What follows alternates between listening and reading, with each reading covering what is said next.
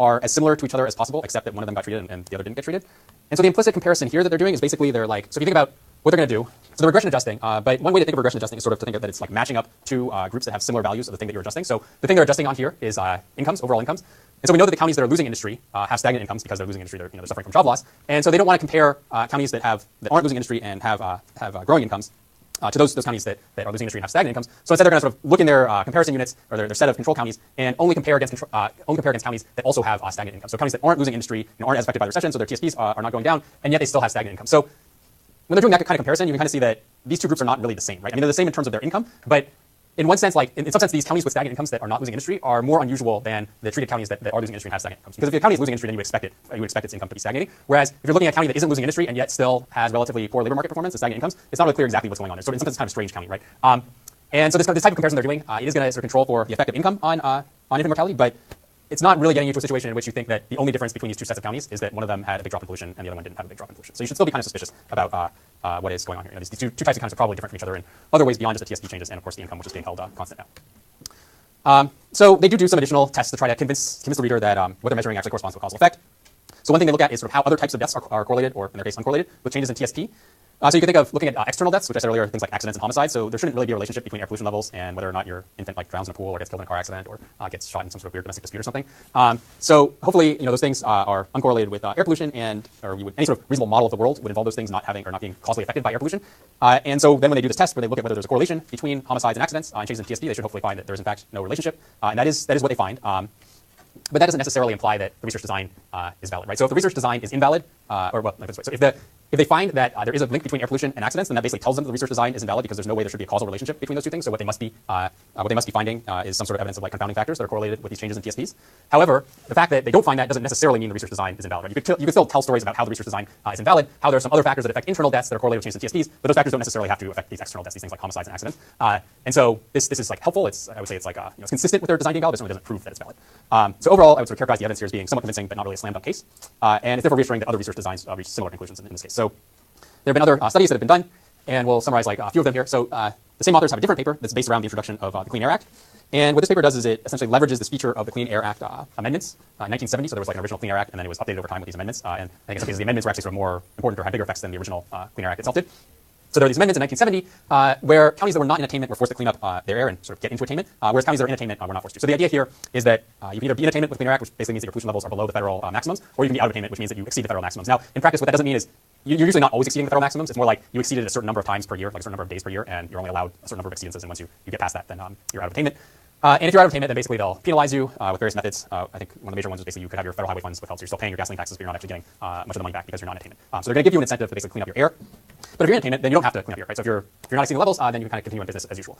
And so after these amendments are passed, then the non-attainment counties should experience a significant reduction in pollution and pollutants relative to the attainment counties because these non-attainment counties are basically being forced to take measures to reduce pollution, whereas the attainment counties can just kind of continue on the path they were before. And so there is an argument in favor of the study design, which is going to compare the non-attainment counties to the attainment counties, because the counties aren't really specifically picking and choosing to be in attainment versus non-attainment status. And so in some sense, you can kind of think of it, this attainment versus non-attainment status is sort of being assigned to the counties as opposed to the counties sort of specifically self-selecting into being attainment versus non-attainment. Now that being said, again, ideally what we would like is for the attainment and non-attainment counties to be as similar as possible, except in terms of how this policy is going to affect them. And as you can imagine, there's no reason that these two sets of counties have to be identical to each other, right? I mean, you're basically comparing high pollution counties versus low pollution counties, and you would think that maybe those two sets of counties are different from each other in a variety of important ways. But this figure pretty much like summarizes most of what they find. So what they find is that changes in mean pollutant levels, TSPs, following these Clean Air Act amendments do correlate with changes in infant mortality rates. So what you have here is on the x-axis, you basically have a mean pollution level in 1970, so this is before the amendments kick in. And then on the y-axis, you have either the change in infant mortality, which is these circles here, I believe, or you have the change in pollution levels, which is these plus lines there. And so you can see, like, as you would imagine or hope if the policy is effective, that counties that have high pollution levels in 1970, so counties that are sort of out in this range, see the largest reductions in their mean TSPs, right? So counties that are sort of up there before this line, which I'll get to in a second, counties that are up there, you can see from their sort of plus line that they're experiencing pretty close to a zero change in TSPs. There's a little bit, I'd say it's a little bit below zero, but only maybe a couple points below zero. Whereas counties that are all the way out here past 100, particularly like 120, 130, 140, 150, those counties are seeing very large reductions in TSPs because of the regulations. These are the counties that had high pollution levels at the beginning, and so they're forced to really come down and get into attainment. So that's how what we'll think of as sort of being the treatment, which is air pollution is changing with respect to where you are in your 1970 levels. And then the dotted or the circled line is showing you how infant mortality is changing. So infant mortality, you can see even between 30 and 70 here at the low pollution levels, infant mortality is still going down just because technology is improving, maybe access to healthcare is improving as well. And so that's why it's important to have sort of a control set of counties, because if we just look at changes in infant mortality over this period, we're going to be confounding those changes with, or some of the changes that we're observing are going to be due to things like technology improving and so forth. But you can see that as you get past this line, get out in like the 100 to 150 range, the drop in infant mortality becomes larger. So that line is lower out here. The vertical line there at 75 is basically the threshold for being in attainment versus not being in attainment. So you can think of everybody to the left side of this line as not being really forced to do anything to improve their pollution levels, and then everybody who's on the right side of this line is being forced to take steps and take actions to try to get into attainment and reduce their pollution levels. So overall, they do find that there is a relationship between these two things in the sense that changes in pollution and changes in infant mortality are greater as you go to the right-hand side of that graph. And they interpret this correlation as basically being evidence of a causal effect of TSPs on infant mortality. So now with this data set, or this design, what they estimate is that a 1% drop in TSPs causes approximately a 0.5% drop in infant mortality rate. So that's actually not that far from what their first study was, right? So there it was like 1% corresponds to a 0.35% drop. Here's 1% corresponds to a 0.5% drop.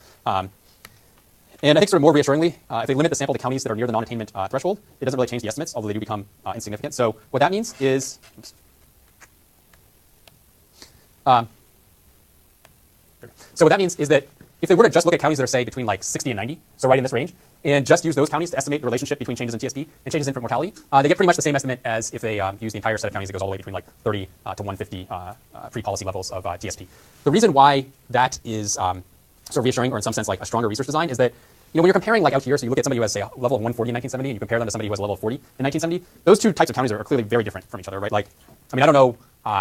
I honestly don't know exactly what the most polluted counties were in 1970, but whatever they were, I can basically guarantee that they were sort of concentrated in very different regions than the least polluted counties, and probably had very different sort of like industry structures and density and so forth than the least polluted counties. So you can imagine that a county that's really polluted out here in 1970 looks really different from a county that's not polluted out there in 1970. And so it's unlikely that like one of those is going to be a good sort of counterfactual or good control group for the other.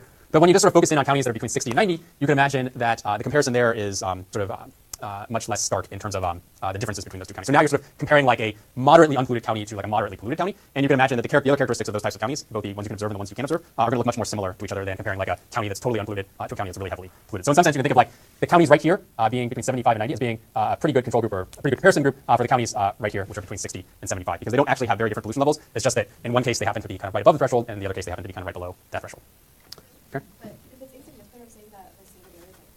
Yeah, so this is right. So that's basically what it's saying, is that when they run the regression, they get the same coefficient estimate, but the t-statistic is now less than 2. So standard error is large. Like by definition, standard error must have gone up if the t-stat has gone down and the coefficient is the same. And likewise, like the confidence interval is larger. So, this is like, I mean, it's definitely better that they find this than that they found the estimate totally changed, but it's not that strong. And in particular, I can tell you, like, if they limited the sample like that and then they found a significant effect, they probably wouldn't have even bothered like doing the overall sample. They would just say like, oh look, we found so this nice set of counties that are pretty similar to each other in terms of pre-pollution levels, but just by chance one of them gets has to reduce its pollution levels substantially, and the other one's unaffected, and then we're going to show you that there's like a significant effect on infant mortality here. But the sample isn't large enough for them to be all that confident in those estimates. So it's, I would definitely again sort of interpret it with a dose of caution.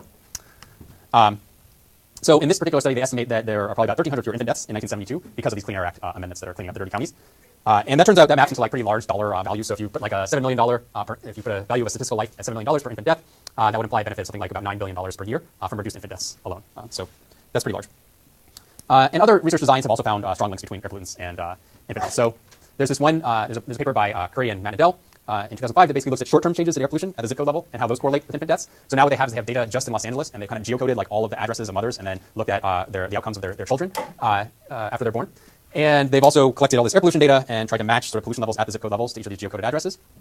And so essentially what they do is they look at the correlation between the weekly change in air pollution and then the weekly change in infant deaths. So if you're like in a zip code that sees a spike in air pollution, do you see an increase in infant deaths in that zip code relative to other zip codes?